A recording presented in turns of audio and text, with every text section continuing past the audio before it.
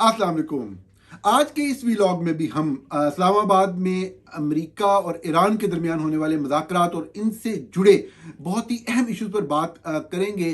सबसे अहम मैं ये आपके सामने अर्ज करूंगा कि जब ये जंग शुरू हुई उस वक्त अमेरिका के क्या मकासद थे, जंग के दौरान क्या डेवलपमेंट हुई, वो मकासद कैसे तब्दील हुए, मुज़ाकरात किन किन नुक्तों पर हुए, जब मुज़ाकरात ख़त्म हुए उनकी नाकामी का ऐलान किया गया तो किस नुक्ते की बुनियाद पर वो ऐलान किया गया और असल मामला क्या था, अब आगे क्या होने जा रहा है। अब से थोड़ी देर पहले सदर ट्रंप ने दो बड़े अहम पोस्ट किए हैं सोशल मीडिया के ऊपर। वो क्या है, एक बहुत ही दिलचस्प उनका बयान है, वो आपके सामने उसका पोस्टमार्टम करते हैं, उसको डिस्कस करते हैं। सबसे अहम मैं ये भी डिस्कस करूंगा कि पाकिस्तानी मीडिया के अंदर चंद लोगों ने इस सारे मामले को बड़ा ही जज्बाती सा एक रंग देने की कोशिश की, बहुत ही नाकाम कोशिश थी। बहुत बड़ी बड़ी खबरें आने के दावे किए, बाद लोगों ने तो खबरें दे भी दी जो कि बिल्कुल बेबुनियाद थी, मज़ाक़ा खेज थी। वो कैसे मज़ाक़ा खेज थी इसके ऊपर भी बात करेंगे। सहाफ़त का किरदार बहुत अहम होता है, जो कि इस सारे मामले में पिछले कुछ अरसे में फ़ौज के कंट्रोल में चलने वाले चंद सहाफ़ी जो हैं वो इतनी गलत बातें फैलाते हैं, लोगों को बेवकूफ़ बनाते हैं, और जो सही बात करने वाला कोई भी बंदा है उसको गद्दार करार दे दिया जाता है। और यही हमारी नाकामी की बुनियादी वजह। शुरू बात जो है वो जंग शुरू जब हुई उस वक़्त से अगर हम करें तो आज के दिन ऐसे लगता है कि जी आप किसी से भी बात करें, किसी बड़े पढ़े लिखे बंदे से जो समझ रखता है मामलात की, सोशल मीडिया के ऊपर अगर आप पोस्टें देखें लोगों की, मीडिया से मुतल्लिक लोगों की भी, तो वो यही कह रहे हैं कि सबसे बड़ा जो मकसद है इस जंग का या इस वक्त सूरत हाल का, वो स्टेट ऑफ हुर्मुज़ को खुलवाना है। मुझे पता है मेरे सुनने वाले देखने वाले ज़्यादातर लोग जानते हैं इस बात को, मैं कोई नई बात नहीं बताने जा रहा उनको। लेकिन बात यह है कि स्टेट ऑफ हुर्मुज़ जो है, जो एक रास्ता है जहां से जो आबनाए हुर्मुज़ उसको कहते हैं, स्ट्रेट ऑफ हुर्मुज़, जहां से तंग रास्ता बनता है, ईरान का असर रसूख उस जगह पे ज़्यादा है, ईरानी नेवी जो है उसका कंट्रोल वहाँ पे है, और वहाँ से एक बहुत बड़ी ट्रैफिक जो है वो गुजरती है मुख्तलिफ ममालिक से। जो तेल निकलता है उसको लेके बाकी दुनिया तक जाता है, वो तेल चीन और रशिया तक भी जाता है। अब वो जो तेल है वो पूरी दुनिया में जो अगर हम सिर्फ गैस यानी कि पेट्रोलियम की जो मसनूआत हैं, सिर्फ पेट्रोल के हवाले से अगर बात करें तो जो उसका वॉल्यूम है, ट्रेड वॉल्यूम जो है दुनिया भर में, वो 20% वहाँ से गुजर रहा है। 80% बाकी जगह पे भी है, लेकिन ये 20% इतना अहम है कि इसके कम होने से बाकी कीमत बढ़ती है, और कीमत बढ़ती है तो पूरी दुनिया की इकॉनमी हिल जाती है। सबसे बड़ा मकसद ये बताया जा रहा है कि स्टेट ऑफ हुर्मुज़ को खुलवाना है जो ईरान ने बंद की हुई है। तो बहुत सारे लोग, जैसे मैंने पहले अर्ज किया, जानते हैं कि स्टेट ऑफ हुर्मुज़ का तो मसला ही नहीं था। स्टेट ऑफ हुर्मुज़ इस जंग से पहले खुली हुई थी, वहां कोई मसला नहीं था। जहाज आ रहे थे, जा रहे थे, जो तेल की एक्सपोर्ट है इस रीजन से वो हो रही थी, कोई प्रॉब्लम नहीं था। ये इस जंग के दौरान ईरान ने जो है वो स्टेट ऑफ हुर्मुज़ को बंद किया, और ये जो बंद किया जाना है उसकी वजह से पूरी दुनिया में जो एक वर्ल्ड इकॉनमी है वो सफ़र हुई। अमेरिका जैसे मुल्क के अंदर महंगाई का बदतरीन तूफान आया हुआ है, और ये मामला जो है ये इस जंग के दौरान पैदा हुआ, और अब उस का खुल जाना जो है वही जंग की सबसे बड़ी कामयाबी करार दिया जा रहा है। आज के दिन बहुत ही अहम डेवलपमेंट्स हुई। उस पर आने से पहले हम जो बैकग्राउंड है इस सारे इशू का वो आपके सामने ज़रूर रखें कि ये कहा गया प्रेसिडेंट ट्रंप की तरफ से जब ये जंग शुरू की कि जो ईरान है वो न्यूक्लियर वेपन बनाना चाहता है, वो यूरेनियम की इनरिचमेंट इस लेवल तक करना चाहता है कि वो अल्टीमेटली एक एटॉमिक बम बना सके। और अमेरिकी सदर ट्रंप का ये कहना था कि ईरान चूंकि एक गैर जिम्मेदार मुल्क है तो उसके पास एटमी हथियार नहीं होने चाहिए। इस हवाले से ये बात बड़ी दिलचस्प है कि इससे पहले, चंद माह पहले, जब इसराइल और ईरान की जंग हुई तो अल्टीमेटली अमेरिका ने B-2 बम्बार तैयारों के जरिए बमबारी करके ईरान की मुख्तलिफ जो न्यूक्लियर साइट्स थी जहाँ पे यूरेनियम इनरिचमेंट होती थी उनको मुकम्मल तौर पर तबाह करने का दावा किया। और ये कहा, सदर ट्रंप ने खुद कहा कि ईरान की ये सलाहियत कि वो यूरेनियम को इनरिच कर सके ख़त्म कर दी गई है। अब इस सारी सूरत हाल के अंदर ये बहुत बड़ी डिबेट का एक टॉपिक भी बना, लेकिन सदर ट्रंप अपनी इस बात पर कायम रहे, और साफ ज़ाहिर है जो बात सदर ट्रंप कह रहे हैं वो उनको अमेरिकी इदारे जो हैं अहम तरीन इदारे इंटेलिजेंस के, वो उनको एक रिपोर्ट दे रहे हैं और उसी की बुनियाद के ऊपर वो ये बात कर रहे हैं। अब सूरत हाल ये बन गई कि वो तो ईरान की तरफ से पहले भी यही कहा जाता था कि हम एटम बम कभी नहीं बनाएंगे, हमारा जो भी यूरेनियम की इनरिचमेंट का है मकसद वो सिर्फ सिविलियन मकासद के लिए, पावर जनरेशन के लिए। अमेरिका कहता था ये बना सकते हैं।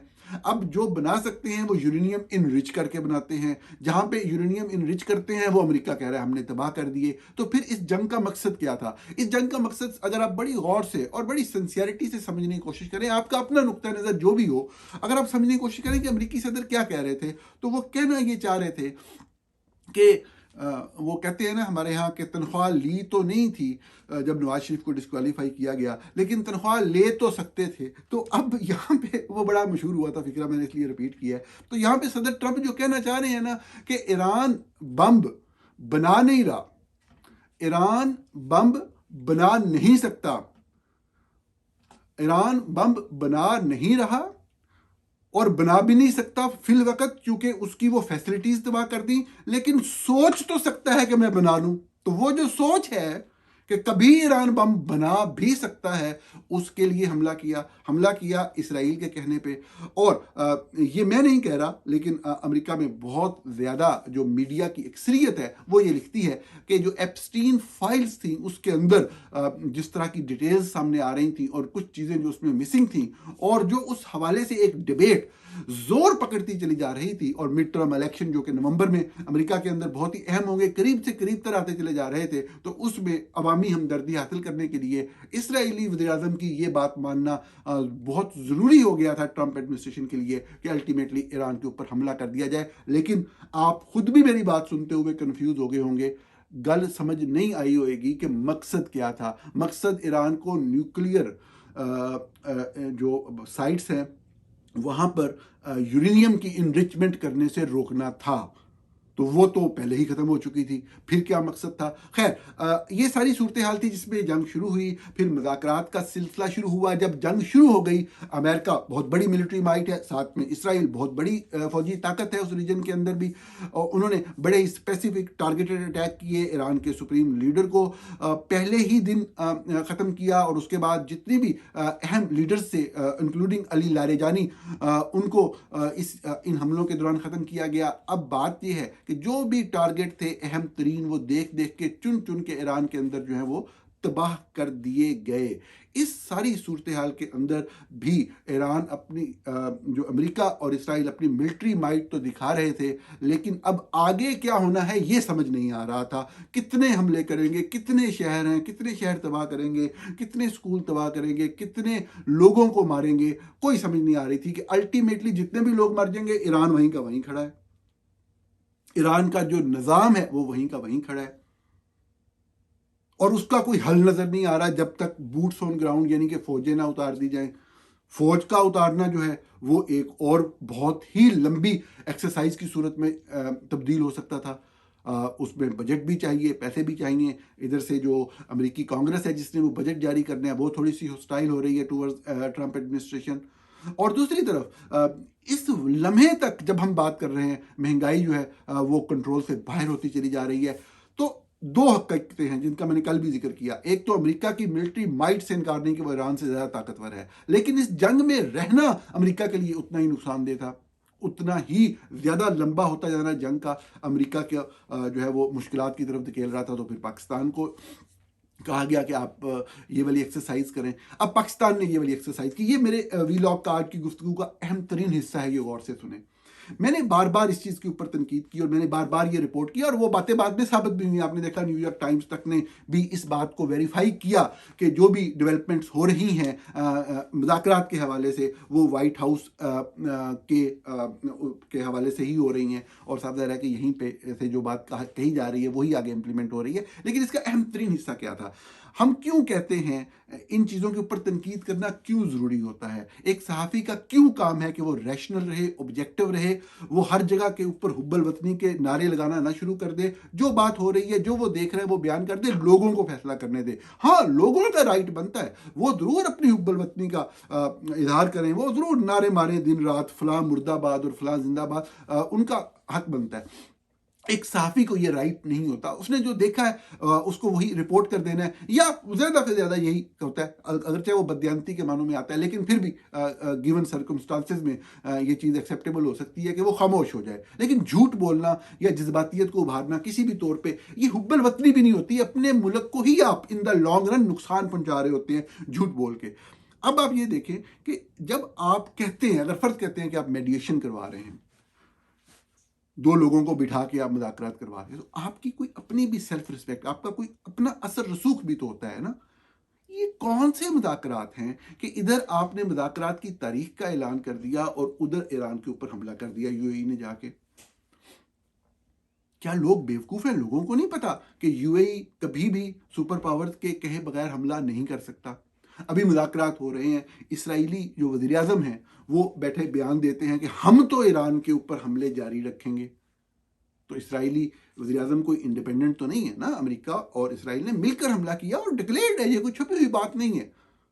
तो क्या ये कोई मजाक वाली बात है कि उधर मुज़ाकरात हो रहे हैं और उधर एक साइड इस तरह से कह रही है? इसको छोड़ दें आप, सबसे अहम नुकता आप ये लेकर आ जाएं कि जिस लम्हे वहां पे नेगोशिएशंस हो रही है, उस लम्हे जो अमेरिकन सेंट्रल कमांड है, सेंटकॉम जो है, वो स्टेटमेंट इशू करती है कि हमारा जो बहरी बेड़ा है that is moving towards strait of Hormuz, और वो आगे बढ़ रहा है। जो सेक्रेटरी ऑफ वॉर है हेगसेट, वो ये बयान करते हैं कि ये बहरी बेड़ा जो है ये स्ट्रेट ऑफ हुर्मुज़ में ये काम करेगा। ये मुज़ाकरात हो रहे हैं, अमेरिका पार्टनर है, हम कह रहे हैं हम मुज़ाकरात करा रहे हैं। ये मुज़ाकरात है या मजाक है? कम से कम इतनी तो आपकी हैसियत होनी चाहिए ना, या इतना तो आपका असर रसूख होना चाहिए, तब आपकी इज्जत बनती है। यही बात हम कह रहे थे कि जो चीज़ आप कहने की कोशिश कर रहे हैं, एफर्ट करने की कोशिश कर रहे हैं, चाहे किसी के कहने पे कर रहे हैं, चाहे खुद कर रहे हैं, अच्छी बात है। पीस की कोशिश को कभी भी कोई गलत नहीं कह सकता, लेकिन इस हालत में इस तरीके से, और आप साफ ज़ाहिर है एक रोल प्ले कर रहे हैं, वो नजर आ रहा है। कैसे नजर आ रहा है वो भी मैं अर्ज करता हूं आपको आगे चल के। मतलब जो सेंट कॉम कह रहा है या जो हेक्सेट कह रहे हैं वो उनका राइट बनता है, वो कह रहे हैं ठीक है, वो उनके मुल्की मफाद में है अमेरिका के, वो इसलिए कर रहे हैं, ठीक है। लेकिन आपकी पोजीशन क्या रह गई बतौर नेगोशिएटर? दो लोगों को बिठाया, एक बंदा चुप करके बैठा है और एक साइड पे मुसलसल स्टेटमेंट्स आ रही हैं। आपने क्या किया? खुद पाकिस्तान जो कि सालिस का किरदार अदा कर रहा है, सऊदी अरब से प्रेस रिलीज जारी होती है कि इतने हजार पाकिस्तानी फौजी और ये वाले जंगी त्यारे जो हैं वो सऊदी अरब पहुंच गए हैं। उस मुआहदे के तहत जो पाकिस्तान और सऊदी अरब के दरमियान हुआ। अब ज़रा गौर करें इस बात के ऊपर कि सऊदी अरब की जो एक्टिव कन्फ्लिक्ट पिछले कुछ अरसे से चल रही है वो यमन के साथ है। आप लोग अगर मैप खोल कर देखें तो आपको बड़ी आसानी समझ आएगी कि जिस जगह का ऐलान किया सऊदी अरब ने कि यहां पर पाकिस्तान को स्टेशन किया है हमने, और यहां पे पाकिस्तानी त्यारे आके जो है वो वहां पे एयरबेस पे उतरे हैं। अब वो जो एयरबेस है, वो जो जगह है जहां पे पाकिस्तान की फौज गई है, वो जगह है ईस्टर्न साइड के ऊपर। ये बिल्कुल यमन के अपोजिट है, ये बिल्कुल समुंदर के ऊपर है, समुंदर और आगे ईरान, यानी कि ईरान की तरफ से जो थ्रेट है उसको काउंटर करने के लिए ये पाकिस्तान सारस का किरदार अदा कर रहा था। ये वो गैर संजीदगी या आपकी अहमियत ना होने वाली बात, और उसमें बड़े बड़े दावे करना, पॉपुलिस्ट पॉलिटिक्स करना, लोगों को बेवकूफ़ बनाना, ये वाली जो चीज़ है, ये चीज़ कभी भी किसी कौम के मफाद में हक में नहीं जाती होती। मुज़ाकरात हो रहे हैं, बहुत बड़ी खबर आ रही है, ये हो जाएगा, तबाही मच जाएगी, अल्लाह ताला ने बड़ा मुकाम दे दिया है, ये सारी बातें ये चंद दिनों के लिए लोगों को बेवकूफ़ बना सकती हैं। जो लोग ये तनकीद करते हैं, जो लोग हकाइक सामने रखते हैं, वो लोग किसी मकसद के तहत नहीं कर रहे होते। वो सिर्फ जो डेफिशिएंसीज है सिस्टम की, कि सिस्टम नाकाम हो रहा है, मुल्क डूब रहा है, इकॉनमी डूब रही है, हर चीज़ खत्म हो रही है, और आप लोगों को जो है वो एक कुटपुतली तमाशा दिखा रहे हैं, एक रंग बिरंगी चीज़ें दिखा रहे हैं, लोगों को खुश करने की कोशिश कर रहे हैं। इस तरीके से निज़ाम नहीं चलता, मामला नहीं चलते। ये वो बुनियादी नुक्ता था जो मैं मुसलसल आपके सामने रखने की कोशिश करता रहा। और माशाल्लाह बहुत सारे लोग जो हैं वो गालियाँ निकालते रहे। गालियाँ भी जो नून लीग वाले हैं वो सीधी माँ की और बहन की गाली निकालते हैं। हर बंदे को गद्दार कहते हैं, ट्रेटर कहते हैं, फ़ौज के साथ इस तरह से वो समझते हैं कि हमारा कोई हो गया है। लेकिन एक चीज़ ये हुई, मैंने ये देखा कि मैं जो भी बात लिखता था नून लीग के, मरीम नवाज़ के मीडिया सेल के, सैकड़ों लोग नीचे आके डायरेक्ट मेरी माँ को, बहन को गाली निकालते थे। एक चीज़ ये हुई कि द मोमेंट जेडी वैंस की प्रेस कॉन्फ्रेंस खत्म हुई तो मैंने सोशल मीडिया पे लिखा कि ये बड़ा अफसोसनाक ऐलान है, बहुत ही अफसोस मरला है, काश अमन हो जाता। लोग मरें किसी को भी अच्छा नहीं लगता। और काश ये मुज़ाकरात कामयाब होते, लेकिन अफसोस है कि ज़िद जीत गई, अना जीत गई और ताकत का नशा जीत गया।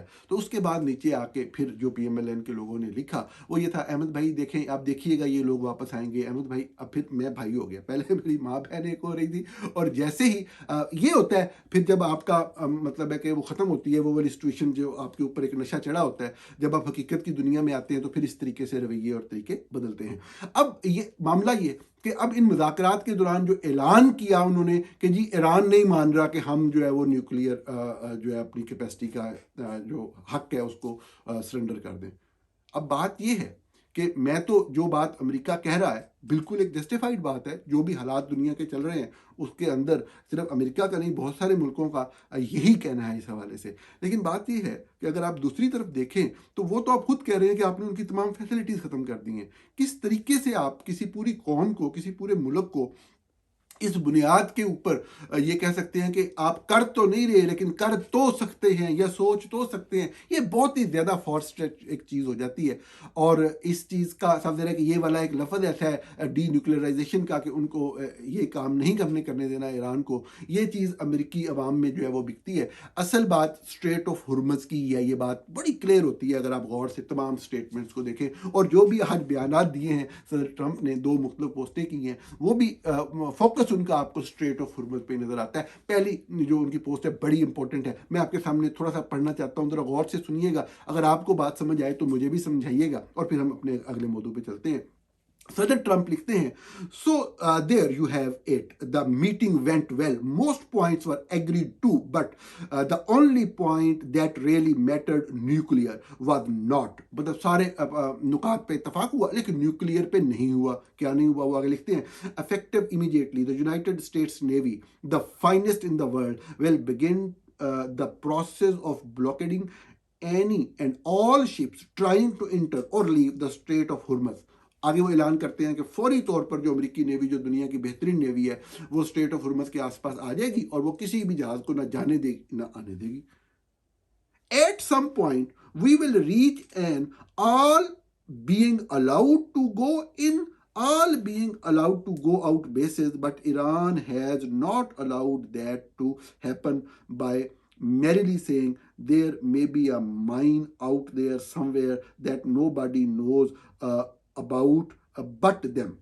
वो कह रहे हैं कि जी हम एक स्टेज पे पहुंचना चाहते हैं कि हर कोई जाए स्टेट ऑफ हुर्मुज़ में और हर कोई वहाँ से वापस भी आ जाए, और ये सबके लिए होना चाहिए, लेकिन ईरान ये नहीं चाहता और ये दावा करता है कि शायद वहाँ पे कोई सुरंगें बुछाई गई हों जिसका वो उनको पता है। अब वो आगे लिखते हैं,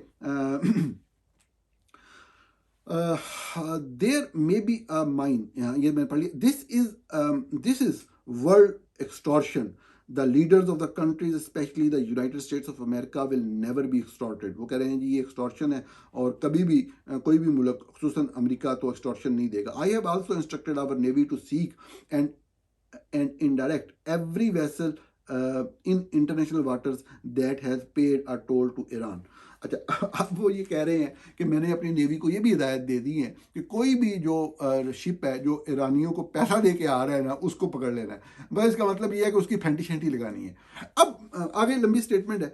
इस सारी बात का मकसद ये है कि सदर ट्रंप जो है वो पहला ऐलान ये कर रहे हैं इस्लामाबाद के मुज़ाकरात नाकाम होने के बाद कि कोई भी जो शिप है वो ना जा सकेगा ना आ सकेगा, हम कंप्लीट ब्लॉकेड कर रहे हैं। बात यह है कि जो ऑलरेडी ब्लॉकेड तो नहीं था जंग से पहले, ब्लॉकेड तो किया ईरान ने, अब ब्लॉकेड के ऊपर ब्लॉकेड से क्या मुराद है? वो जो ब्लॉकेड होगा उससे तो ईरान का ही पर्पस सर्व होगा। मैंने सोशल मीडिया पे लिखा, कुछ लोगों ने, कुछ दोस्तों ने रहनुमाई की कि जी इसका मकसद ये है कि कुछ जहाज तो जाते हैं ना, हालांकि जो ओवरऑल ट्रैफिक है उसमें वैसे आपको मैं बताऊं कि ईरान की 10% भी ट्रैफिक नहीं है। जो स्ट्रेट ऑफ हुर्मुज़ से जो ओवरऑल ट्रैफिक होती है नॉर्मल सर्कमस्टांसेस में, ईरान की सिंगल डिजिट परसेंट में उसकी नॉमिनल सी एक ट्रैफिक उसका हिस्सा, लेकिन है। मुझे बताया गया कि इस सूरत हाल में साफ ज़ाहिर है बाकी नहीं जा रहे तो ईरान के जा रहे हैं, तो ईरान के भी वो बंद कर दे हो जाएंगे तो उनको नुकसान पहुंचेगा कि वो जो थोड़ा बहुत बेच रहे हैं वो भी नहीं बेच सकेंगे, और इस सूरत हाल में जब वो युआन चाइनीज़ करेंसी में पेमेंट ले रहे हैं या जो भी उनका थोड़ा बहुत मामला चल रहे हैं तो वो भी रुक जाएंगे, उनको नुकसान पहुंचेगा। ये बात अगर फैक्चुअली देखा जाए दुरुस्त है, लेकिन मैं समझता हूँ इस जंगी सूरत हाल में इस नुक्ते की भी कोई इतनी अहमियत नहीं है। आप स्ट्रेट ऑफ हुर्मुज़ बंद करके ईरान का पर्पज ही सर्व करेंगे जितनी समझ मेनू आती है, नंबर वन। नंबर टू, वो कहते हैं कि अगर कोई गुजर गया किसी और मुल्क का जहाज, बहरी जहाज, और उसने ईरान को पैसे दिए तो हम उसकी फेंटी लगाएंगे। अरे वो जो जहाज गुजर जाएगा, ईरान को चाहे पैसे दे के भी गुजरा है, तो उससे कोई ना कोई थोड़ी बहुत फ्यूल की मूवमेंट तो होगी ना, गैस की मूवमेंट तो होगी। वो जो गैस की मूवमेंट होगी उससे कुछ बेहतरी आएगी इंटरनेशनल मार्केट में ना। अगर आप उसको भी पकड़ के फेंटी लगाएंगे तो पीछे क्या रह जाएगा।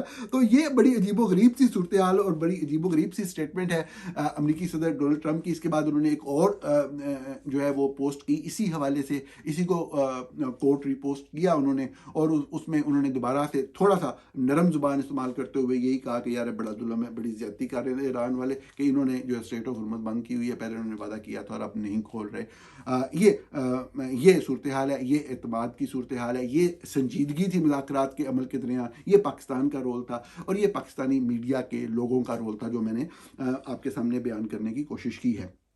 इस सारी सूरत हाल के अंदर मैं सिर्फ आपको यही अर्ज करूंगा कि इस वक्त पाकिस्तान को जो चीज़ ज़रूरत है, पाकिस्तान का बिल्कुल एक कंसर्न जायज़ बनता है कि इस रीजन के अंदर अफ़गानिस्तान में जो हालात ख़राब है उसका असर जो है वो हमें यहाँ पे नज़र आता है पाकिस्तान के अंदर। तो ईरान में जो मामला ख़राब होंगे उसका असर भी पाकिस्तान में आएगा, हम इम्पेक्ट होंगे, हमारा एक कंसर्न इसमें बिल्कुल बनता है, ये बात बिल्कुल जायज़ है। लेकिन अब हमें करना क्या है, किस तरीके से करना है? हमें सब ज़रा मुनाफ़क़त छोड़नी है, संजीदा होकर कोई हिकमत अमली बनानी है, और हमने अपने मुल्की मफाद को नंबर वन प्रायोरिटी पे रखना है। सिर्फ दिखावे के लिए और चंद सहाफ़ियों को आगे लगा के शोर शबा मचाने से कुछ भी नहीं होगा। इसके अलावा आपने देखा कि बहुत ही अजीबोगरीब सी खबरें आई, ग्वादर के साहिल के करीब पाकिस्तान की नेवी के ऊपर अटैक किया गया, एक कश्ती के ऊपर अटैक किया गया जिसमें जानी नुकसान होने की भी इतलात हैं। एग्जैक्ट फिगर्स जो है वो कन्फर्म ऑफिशियली नहीं किए जा रहे। ये बड़ा अहम वाक़या इस हवाले से है कि बलूचिस्तान के अंदर जो भी कन्फ्लिक्ट है वो अभी तक जो है वो खुश्की पर थी, लैंड पर थी, अभी तक वो सी तक नहीं गई थी। ये सी तक जाने वाला वाक़या जो है ये इस सूरत हाल में जब पूरी दुनिया जंग का शिकार है, इसका हो जाना बहुत ही अजीब व गरीब है। इसी तरीके से एक बहुत ही अहम खबर कोयटा से आई जहाँ पे हज़ारा बरादरी के 3 लोगों को शहीद कर दिया गलीज़ लोगों ने, गलीज़ दहशत गर्दों ने, काफिर दहशत गर्दों ने। ये वाक़यात मादी में भी बहुत ही बड़ी तादाद में होते रहे। एक मरतबा फिर से दहशतगर्द सर उठा रहे हैं, एक मरतबा फिर से वो दहशतगर्द जो कि हज़ारा के लोगों को, हज़ारा मुसलमानों को शहीद करने के लिए मादी में इस्तेमाल होते रहे हैं, वो हमें नज़र आता है कि वो जो बलूचिस्तान के अंदर एक फ़ौज ने हुकूमत इंस्टॉल की हुई है भुगटी वगैरह के नाम के हवाले से, वो उसको मिल रहे हैं, मीटिंगें कर रहे हैं और सारा कुछ हो रहा है। और अब हम देख रहे हैं कि एक दफ़ा फिर से एक्ट ऑफ टेररिज्म शुरू हो गई है। आज खबर आई हमसाया मुल्क भारत से, आशा भोसले इस दुनिया में नहीं रही। बहुत ही कमाल की गुलकारा, बहुत ही प्यारी आवाज़ रखने वाली गुलकारा।